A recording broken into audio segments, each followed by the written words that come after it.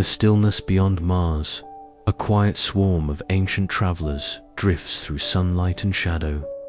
These are the asteroids, rocky relics of a solar system unborn.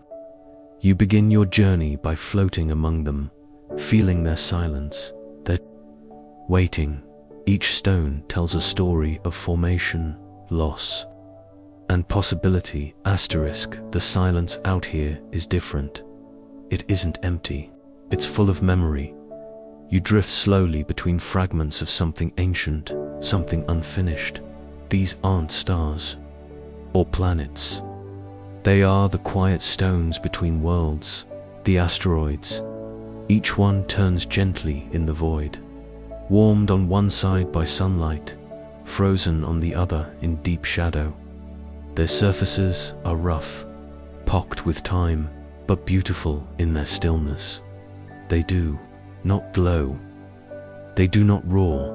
They simply exist, patient, steady, unchanged for billions of years. You move among them without sound, as though walking through the thoughts of the solar system itself, and you begin to feel it. Not just their silence, but their waiting. Somewhere between Mars and Jupiter, a vast ring of rocky bodies forms a quiet belt, a river of matter that never found a home. This is the asteroid belt, not chaos, not destruction, but order in delay. These stones are what remains of a planet that never became. Long ago, when the solar system was young and fire still flowed in space, dust danced around the newborn sun. Particles collided, clumped, grew. Planets were born this way, gathered from nothing into something whole. But here, in this band of debris, gravity was interrupted. Jupiter, massive and proud, stirred the dust with its pull. It disrupted the slow gathering of stone, and in doing so, it prevented a world from forming.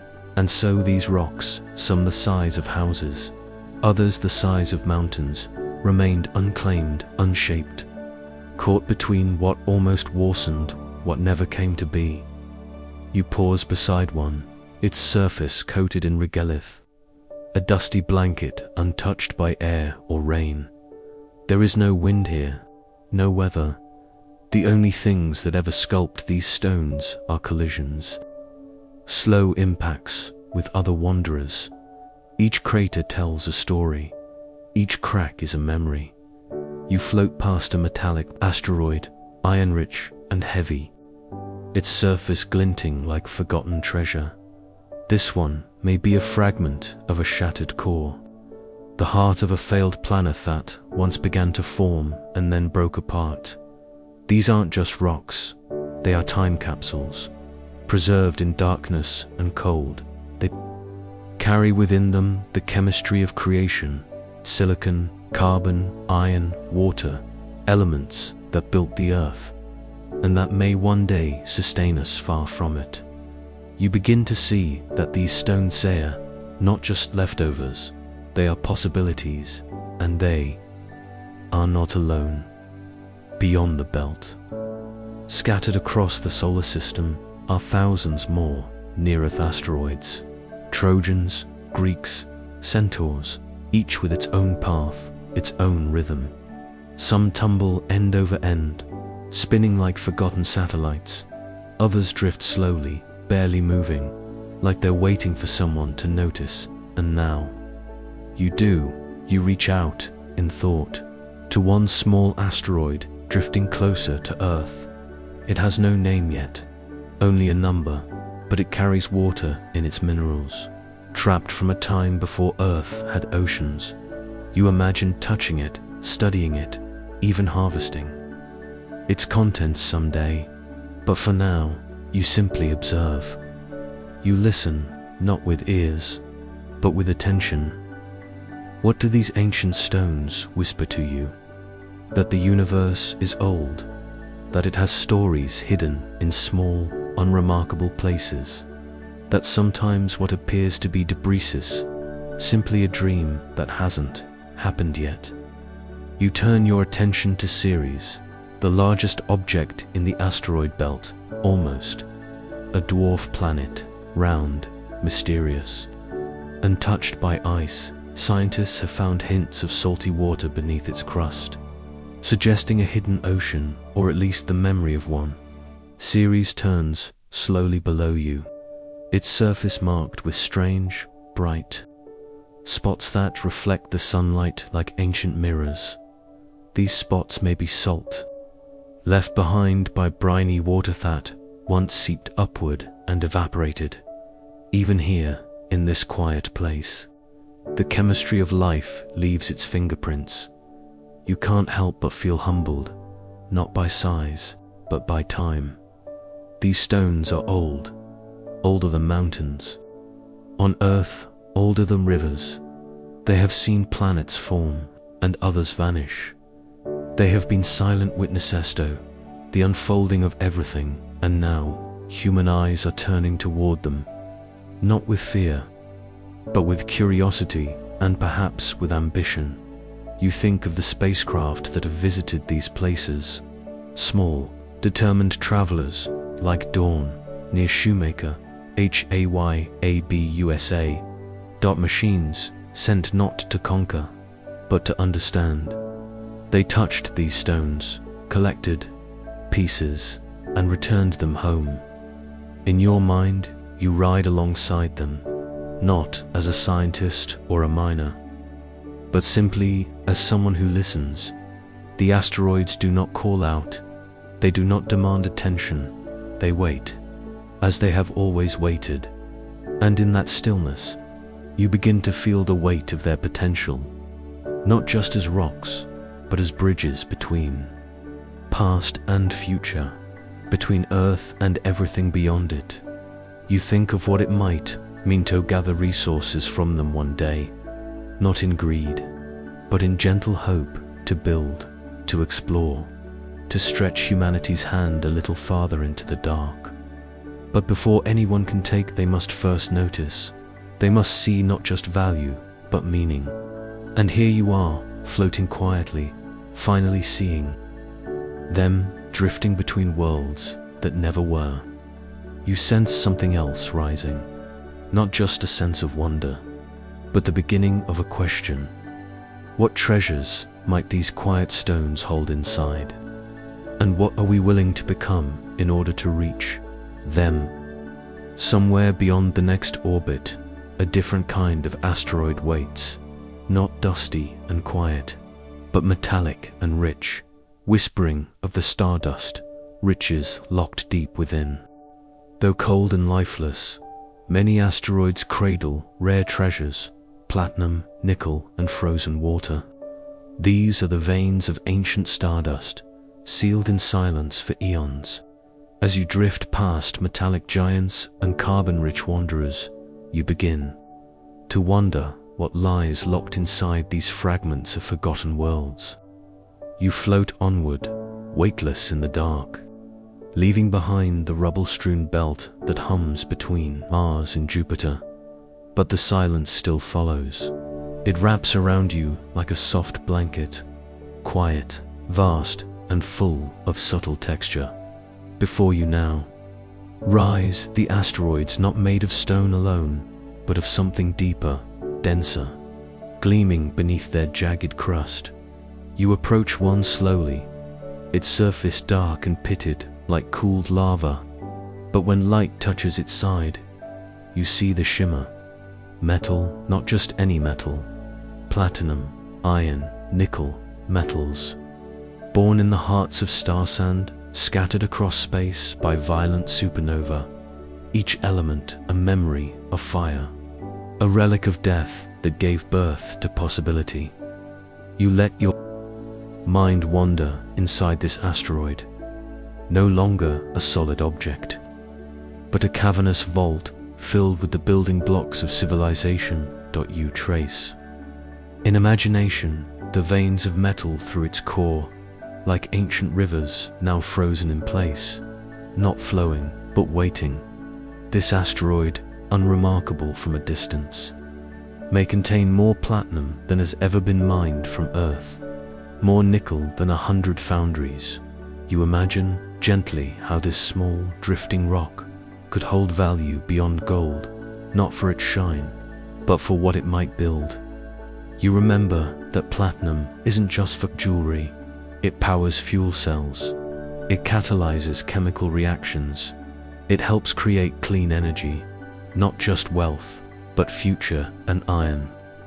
The same iron that flows in your blood once flowed through stars. Now it rests here, motionless and waiting, not rusted, not used, just patient. These metals are not mined yet, but they are mapped, measured, anticipated. Few are close to Earth, easy to reach. Others wander deeper, harder to find, but richer perhaps.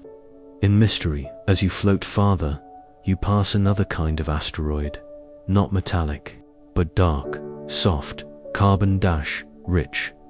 These are the C-types, carbonaceous, chondrites, unyielding in form, but full of secrets. Their surfaces are ink black, absorbing sunlight like forgotten sponges. But within, they cradle molecules, organic ones, not life, but the letters of life, A, G, C, and T in pieces. Here, embedded in stone, older than Earth, are amino acids, hydrocarbons, molecules that once rained down in a young, molten planet. Possibly, your planet. These asteroids may have seeded Earth with the chemistry of life, long before oceans ever formed. You begin to feel it, this quiet web of cause and effect, woven over eons, how something drifting, cold and lifeless can carry the warmth of potential, the echo of origins, and now, perhaps, the promise of return. A thought stirs in you that mining an asteroid might not only be about resource, but about reclaiming forgotten pieces of ourselves. Still drifting, you turn your gaze to ice. Some asteroids hold water, not flowing in rivers, but locked in minerals, or frozen in shadowed craters. These ice-bearing bodies are more than curiosities. They are oases. Imagine a spacecraft landing, drilling gently, melting a cup of vapor from the dust. This could become drinking water, breathable. Oxygen, rocket fuel, hydrogen and oxygen separated, burning blue in vacuum. One small rock, spinning slowly in blackness, could someday quench the thirst of travelers on Mars or power ships toward Jupiter's moons. These possibilities feel far away, like dreams, curled in distant orbit, but already we map these objects with radar and light curves. We study their spin, their reflectity, their mass, as though preparing to meet a stranger, hope to understand, not to conquer, but to engage, gently, deliberately. You think of those who are watching. These stones from afar, engineers, scientists, entrepreneurs. They see not just danger or beauty, but opportunity to extract, to build, to trade, to transform asteroids from debris into destinations. But out here, it's hard to imagine noise. The silence is too deep, the stars too still, and yet, inside each asteroid, a kind of potential thrums quietly, like a distant hum beneath rock. The energy of usefulness, long buried. You drift past a tumbling metallic mass, its gravity weak, its shape uneven. If you landed, you wouldn't walk, you'd bounce.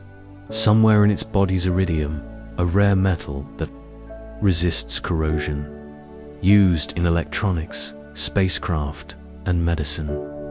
You marvel that something so strange, so far removed from soil and sunlight, could someday shape instruments, engines, or even the next generation of telescopes. And you begin to sense a question forming. In the dark, not just what is inside these asteroids, but why it matters to us. Is it only value? Is it survival? Or is it a reflection, a mirror held up to humanity's endless disarray reach for what lies just out of grasp? Each asteroid is a locked chest. Some hold metal, some water, some organic compounds, some simply mystery. But to open them, to mine them, will require care and consequence. The riches within are not infinite. They are ancient, they are sacred, in a way. And to touch them is to enter into a new relationship with the cosmos itself. And so you float between the promise of the gravity of responsibility. The silence is no longer empty. It's full of decisions not yet made. And in that silence, you begin to feel the tension beneath the dream. The next question, waiting in the darkest, not just what we find in space, but who will go to find it first? Because even now, quiet eyes are watching these stones, not for wonder, but for possession. Far from Earth, new pioneers rise, not with picks or shovels, but with satellites and solar sails. Companies and nations peer into the void with hungry eyes. You imagine them not as conquerors, but gardeners of space, sowing machines into orbit to reap distant harvests. The stars do not resist. They do not close their gates. And so, softly, quietly, humanity begins to reach. No longer just with telescopes and questions, but with plans, maps, and calculations. With the quiet hum of the glint of profit in mind. You drift, weightless again. But now Earth is behind you, a pale marble turning slowly, already filled with roads and borders, with mined mountains and emptied rivers here in space. There are no fences yet, no ownership lines etched across the vacuum. Only potential, only dream sand, the hands that now try to shape them. You see them, not in flesh, but in metal, satellites, probes, surveyors, tiny machines humming through orbit, measuring the mass of a distant asteroid, studying its minerals through the reflected light. This is the new prospector, not a weathered man with a gold pan, but an autonomous dronid sing silently in my CROGRAVITY. No boots, no wagons, only solar panels, thrusters and code. You begin to imagine them not as miners, but as gardeners tending to the early seeds of a space economy still waiting to bloom. Each mission, each probe, like a fingertip touching the fabric of possibility back on Earth. In quiet offices and glowing labs, companies form, some with names that echo myth, planetary resources, deep space industries. Others rise quietly under national flags. They speak in terms of tonnage, of precious metals per cubic meter. They write white paper sand, file patents. You watch as they prepare, designing spacecraft to intercept asteroids, to land gently, to drill, scoop, or even wrap entire rocks in thermal nets. One concept floats in your mind: a harvester, a sleek machine that clasps a small asteroid in orbit, warms it slowly with sunlight, and captures the released gases in silver lungs. No violence, just warmth. And waiting. Another idea. Robots crawling like insects across the surface, mapping fractures, collecting samples, their steps as quiet as snowfall in a place that has never seen snow. You wonder, do these machines feel lonely? Or do they feel like the beginning of something larger than themselves? Some asteroids are chosen not for what they hold, but for how they move. They drift close to Earth in gentle, looping paths like cosmic stepping stones. A few may be towed. Some are into safer orbits, or anchored to spinning stations where they can be slowly unpacked. You picture it, a future port in space, where mined rock becomes fuel, becomes metal for ships, becomes something useful, right where it's needed. No need to launch every nut and bolt from Earth if the cosmos can supply itself, and so the prospectors plan. Some speak of trillions in untapped wealth, of rare earth metals that could supply decades of technology on Earth. Others see a different prize, not money, but sustainability, to build in space from, space to live there with what the stars provide. There are skeptics too. You hear their voice beneath the hopeful tone. They speak of cost, of danger, of ethics, of whether the sky should be used at all. But the reaching continues, because that is what humans do. They reach across deserts, across oceans, across silence. You float beside a conceptual spacecraft, just a model now, but real in someone's blueprint. It spins slowly in simulated gravity, its arm extending toward a captured asteroid size of a van. This, they say, is how we begin. Small steps, tiny harvests, practice, but always, the eyes grow wider, always. The next mission looks farther. You feel a change in the air, not in space, but in intention. This is no longer just exploration. It is industry, it is investment. Already, governments draft policy. Already, nations call parts of the void their strategic interests. The stars are still quiet, but Earth is beginning to speak louder. You wonder, is this the start of something wondrous, or something we do not yet understand? What does it mean to pluck a stone from the sky and melt it down into currency? What does it mean to whisper to the stars, not of awe, but of ownership? Still, you cannot help but marvel at the brilliance of it, the way humanity turns dreams into machines, and machines into miracles. And perhaps that's what this is, a miracle in the making, a slow, deliberate expansion of life beyond its cradle. Not with war, but with wonder. Not with fire, but with gentle design. You close your eyes. The spacecraft hums beside you. The asteroid turns, and the solar panels catch the light like petals opening out here. The past and future blur. You think of those who once crossed oceans with paper maps and wooden ships, and now you drift beside a machine made for stars. But somewhere in the distance, behind the hum of progress, a question begins to form, not about what we can do, but about what we are allowed to do. Because soon, someone will ask, who owns the void, and when? The answer comes. It may be written not in code or orbit paths, but in laws, treaties, and quiet competition that has already begun.